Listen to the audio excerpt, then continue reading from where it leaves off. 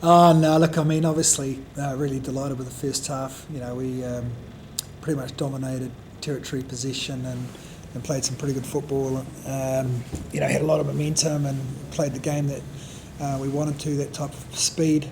They really struggled to live with the intensity of our boys.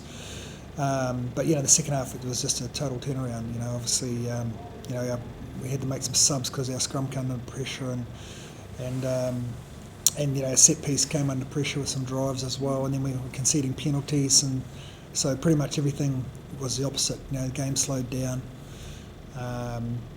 and we had no ball, and we had no territory really, and they were good enough to come back into the game. And in fairness to the Rebels, I thought they played some pretty good football too when they got direct and started finding some belief. It was a real classic case of game 2 hours, I guess. That opening 20 what factor out? It started with some good top quality ball, which we could then execute some key strike moves. The ball was flowing at a good tempo, and we were just doing what we trained basically. As soon as the ruck slowed down, we're on the back foot and we're in our pockets for most of that second half. We really struggled, so like Plum said, it was a classic game of two halves, and I was really delighted with the first half too. Did you guys drop your standard that over the years? I think a bit of both. Potentially the ref changed how he wanted to stamp his mark. I think he allowed them to really go harder at the breakdown. We were really under the pump. You said to the ref, is this a fair contest? At one of them. Is that when you weren't happy with? Was it one-sided, you felt? I felt that was the case, yeah. Hence the question. And I don't know if we were doing it legally or not. I just asked the question, and he said, you would have heard the reply. So what specifically were you concerned about? I was asking if they would.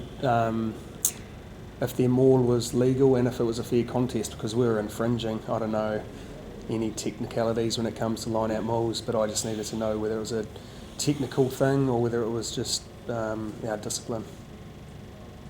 When the penalties were mounting out the referee, did you guys have a warning or two about yellow cards? Were you worried that was about to? We had a warning. I think three infringements in a row.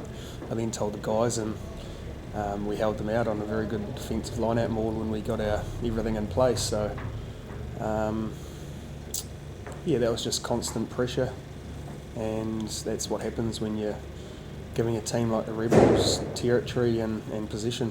John, what more can your team do to wrestle back control? Well, I thought when we, in fairness, we're under the pump with their line-out and with the set piece, and that gave them momentum, and they picked up a penalty count, which was in their favour as well in the second half. But I thought we did pretty well to get out of some pretty ugly spots. That left-hand corner is really difficult to get out of, and also both corners. And I thought the boys exited really well.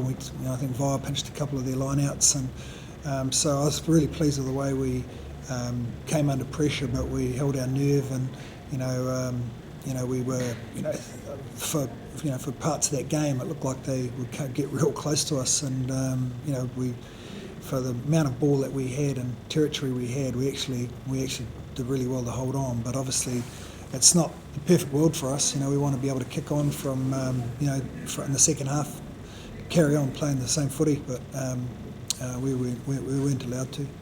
Yeah, I was going to say, when you get out to 26-0, is it quite? What do you do, or what do you say? Because you can perhaps understand that, you then start to look at what's happening and perhaps don't continue on. It's the same attitude I have if we're 26-0 down. We don't worry about the scoreboard. We just crack on with our game, and that's certainly what we talked about at half time. But again, we've got to give the Rebels some credit.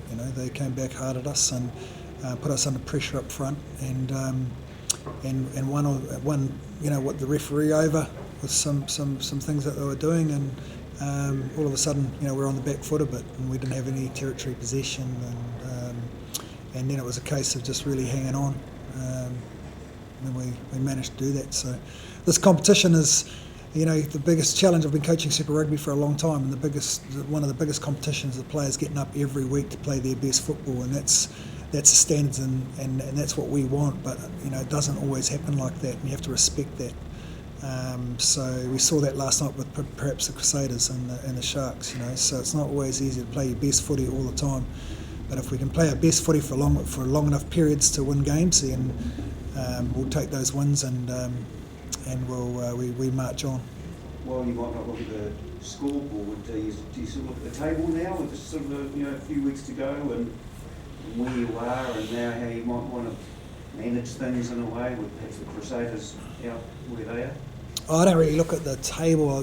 We're just looking at our block of games of what we've got before bye week, and we know what we've got. We've got 2 now before we get our next bye, get a breather, and then we go again. The trip to South Africa.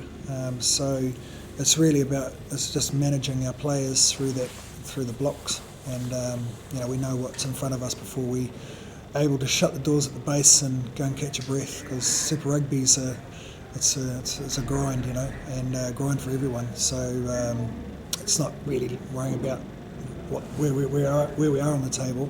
It's just more a case of just the block, if you like, and we know what we've got to do in the next couple of games.